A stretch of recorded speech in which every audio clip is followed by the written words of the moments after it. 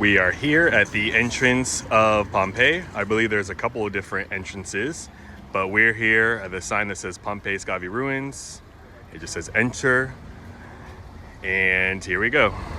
This is going to be the entrance that's closest to the amphitheater. And there's a ton of little shops to grab snacks or whatever. We grabbed a snack right before we came in because now we're ready to go see the Pompeii ruins. Let's go. It took us a whopping 30 seconds to go from the outside of the Pompeii ruins to the inside. We went past the security guard and there was an area to put your bags through, like an x-ray machine and like a metal detector. They weren't too worried about it. They said, forget about it and just go on in. And then we walked past a place where you can leave your luggage for the day. I think all you need is an ID. And then we were at the ticket booth area. I think we got our tickets like 30 days in advance. Not sure the exact amount of time, but definitely in advance. So when we ordered our tickets, they emailed us and it was a PDF, so we were able to print it out. This wasn't a voucher system. You actually get your actual tickets to enter. So we went up to the lady and she helped us scan the barcode on our tickets, and then we were in. Now, one of the tricks that we learned from Walter's World while watching him to prepare for this was to download the My Pompeii app. We did that this morning, and you can log in only with a ticket. So we scanned our tickets and we're able to download audio guides. So that will help us going around, I want to say the park, but the archaeological site today. Also, there's supposed to be a map in there, and it also says in the app that there's free Wi-Fi. It might not work in every nook and cranny of the archaeological site, but overall, it should give us a map and it should give us an audio guide as we go around today. Let's get started with the oldest preserved amphitheater in the world.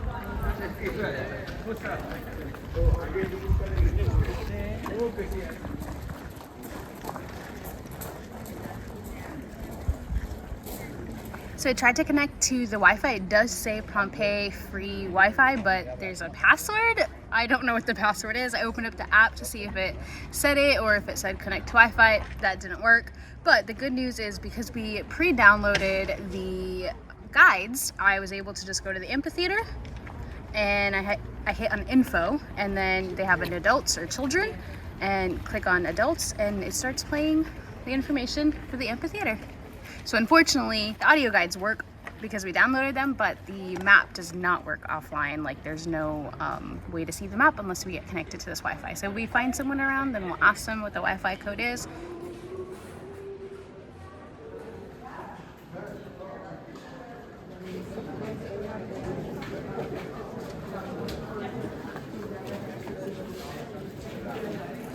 The more things change, the more they stay the same. That's going to be one of the most interesting aspects as we explore a city that is 2,000 years old, that's almost perfectly preserved due to the unfortunate activities of Mount Vesuvius all those years ago. But we're here starting off in the amphitheater, and it's crazy because even today we go into stadiums and we watch people be pretty brutal and barbarian to each other, right? Like we'll watch like football or American football, and like some of the things that we cheer for, like the hard hits, right? Like if you sack the quarterback, or you know, if you do something to take down someone on the other team, like rugby or something like that. And things aren't as intense. You're really not fighting to the death, but I mean, still today we have UFC and all these kind of blood sports where people are just paying a lot of money to come in person and see like these brutal, barbaric kind of things. So yes, they're not fighting to their deaths, and more people are doing it for lots and lots of money, and that's good as opposed to being criminals or slaves, but that thirst for blood and human flesh still exists in us, even if it's deep down, still today.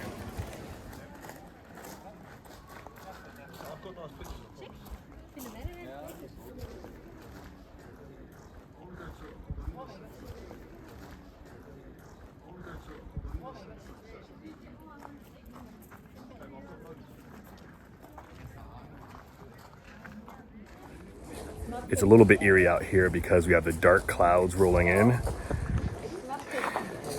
and then Mount Vesuvius right behind us.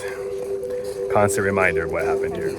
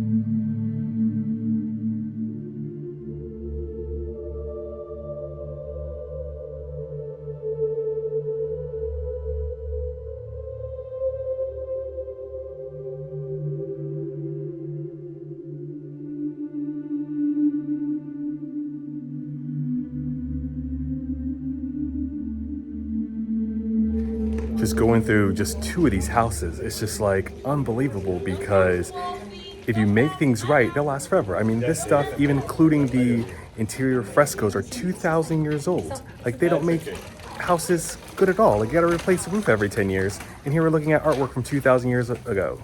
Unbelievable.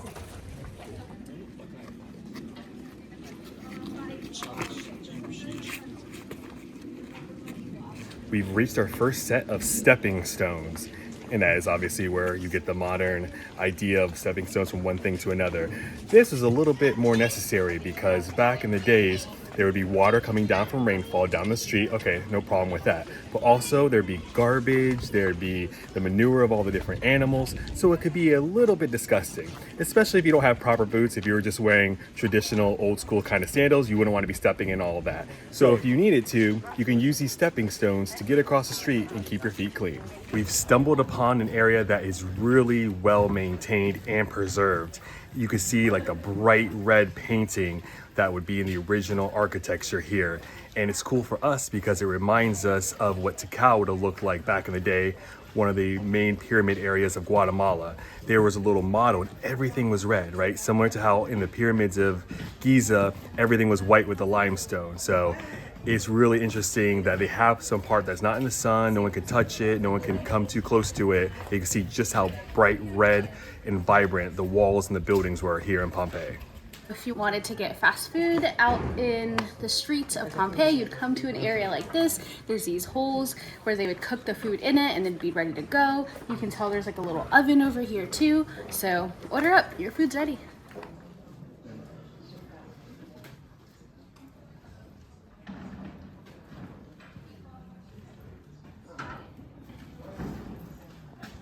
And over here where this gentleman is, it's a drive-through window. You can just stick your head in and order.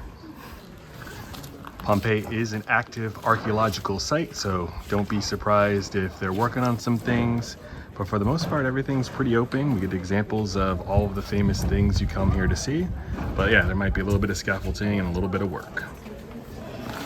This house of Proculus is awesome because we see a lot of examples here. We have the guard dog mosaic to keep everybody out.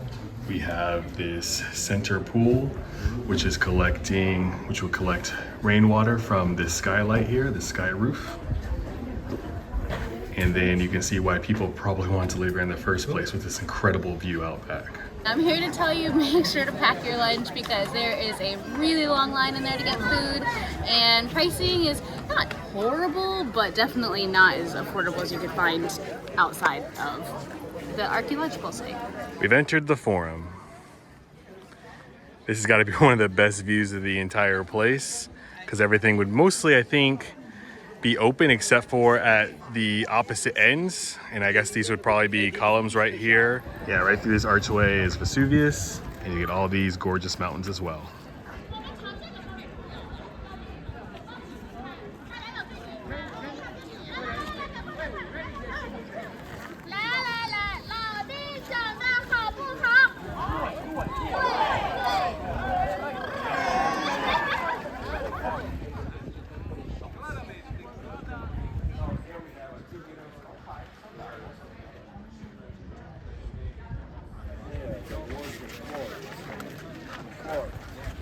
That's how big Vesuvius would have been when it was just a peaceful, nice mountain to look at.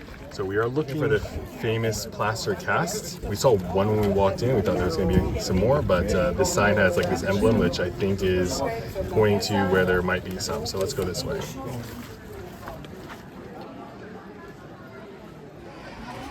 In the building in front of me is when we were able to get up close and personal for the first time to the plaster casts. So basically what happened was at the time of the eruption, you'll see these casts all around, well, they say all around the city, but this is only the second one we've seen, but like they're in the position of when they were engulfed in the smoke, in the rock and the debris of the erupting Mount Vesuvius. So like this lady, unfortunately, was a pregnant lady, and she was laying on the ground, kind of covering up, trying not to, breathe in all the smoke and all the fumes and stuff like that.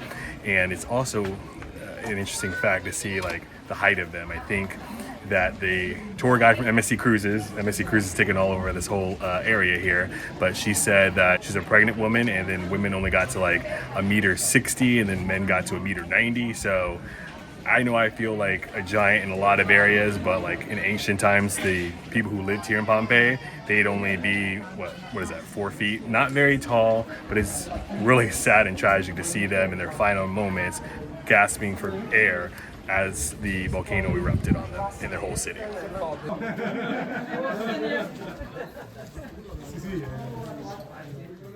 Bed would be a little bit hard, huh? Yeah. See, they put the beds on the floor too.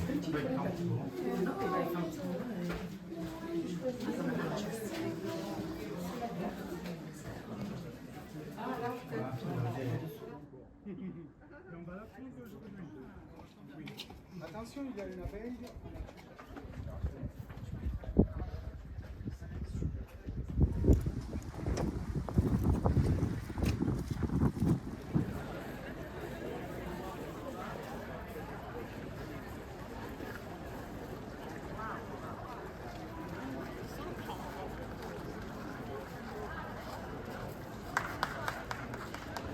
Thanks for watching this video. This is Witty Travels. What could possibly be next? Let's get started with the oldest perverted